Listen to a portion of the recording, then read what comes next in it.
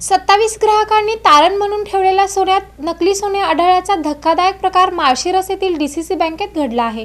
सोलापूर जिल्हा मध्यवर्ती बँक शाखा निमगाव तालुका माळशिरस जिल्हा सोलापूर या शाखेमध्ये सुमारे 27 कर्जदारांनी तारणाकरता ठेवलेल्या सोन्यामध्ये काही प्रमाणात नकली सोनं असल्याचं आढळून आल्यानं खळबळ उडाली आहे। ही रक्कम सुमारे 30 लाख रुपये इतकी आहे।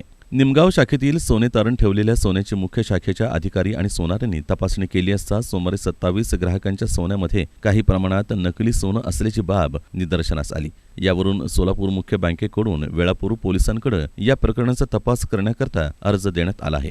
त्यावरून वेळापूर पोलीस सोने नकली आढळलेल्या ग्राहकांची, बँकेच्या सोनाराची आणि अधिकाऱ्यांची चौकशी करत आहेत।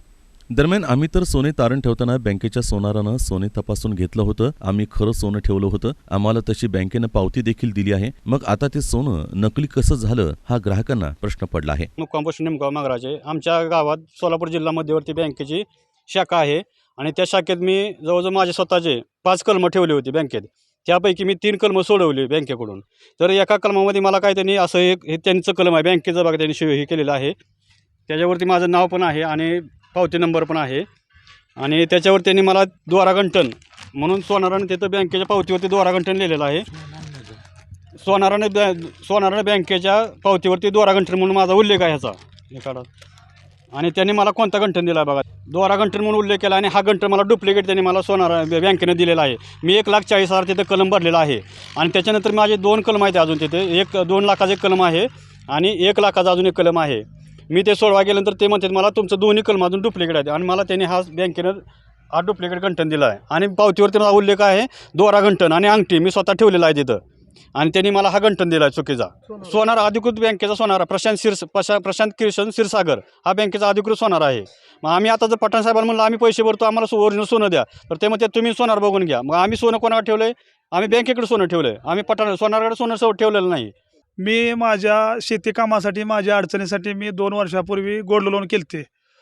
आमच्या गावात शाखा आहे सोलापूर डीसीसी बँक, त्याच्यामध्ये मी 3 तोळे म्हणजे 30 ग्रॅम 150 मिली सोनं गोल्ड लोन केलं आहे। मी तिथं पैसे घेतलेत आणि आम्हाला रिन्यू आमचं नोव्हेंबरमध्ये येणार आहे।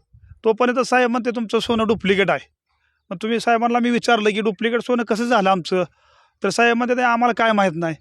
आमचं सोनं गळ्यातलं, कानातलं आणि ब्रासलेट ठेवलं होतं। नंतर 2 वर्षांनी त्यांनी असं सांगितलं की तुमचं सोनं डुप्लिकेट आहे। मग आधी ठेवलेलं सोनं खरं होतं आणि नंतरच कसं डुप्लिकेट केलं आणि परत नाव जुनं करतानाही त्यांनी आम्हाला बोलवलं नव्हतं आणि आमचं गळ्यातलं ब्रासलेट आणि कानातलं होतं आणि परत त्यांनी बोलवलं आणि सांगितलं ब्रासलेट डुप्लिकेट आहे म्हणून।